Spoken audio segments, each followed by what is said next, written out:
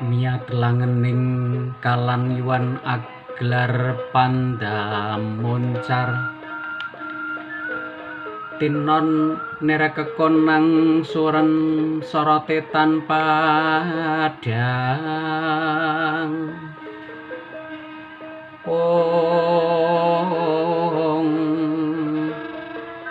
kasor lan pajare purnaning gegono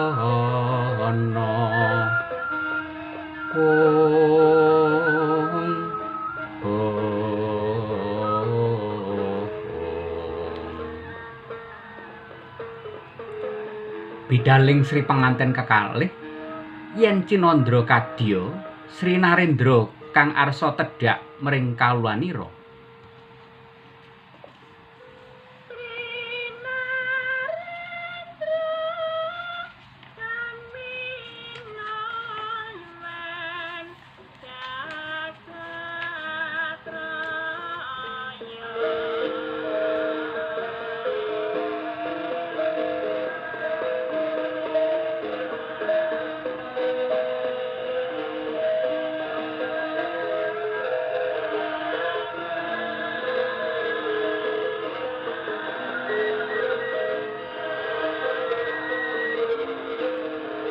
rampa runtut swaranya hanganyut-anyut lah menika ta wau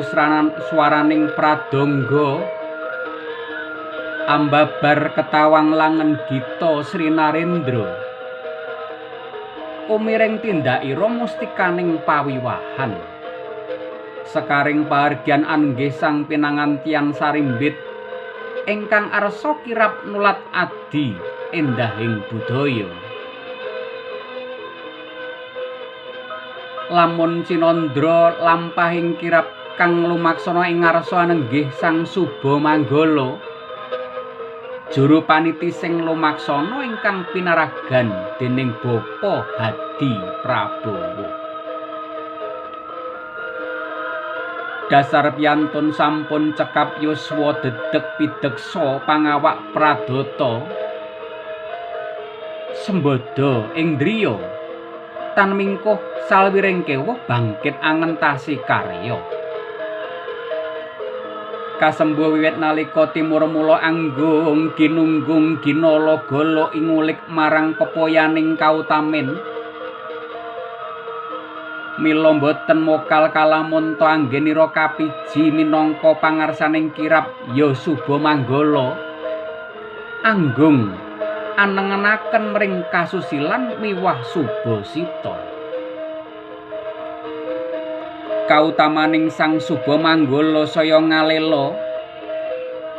kacehna lebda ing edi endahing budaya katiti anggenira mangarsani kiraping temanten tumapak ing pada ebahing mustaka luwesing asta tinata runtut nut wiramaning gangsa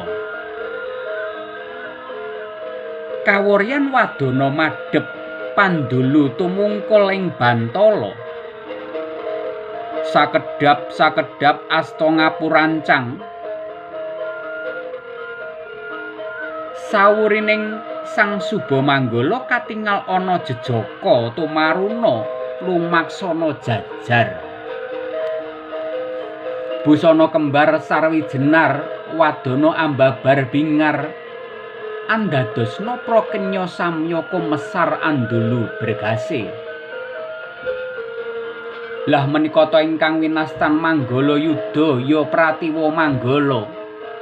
ya talang pati ugi sinebat satriya kembar jroning lumaksana tansah mabukuh prayitning kewuh hanjagi kayuwananing Sang Pindhanata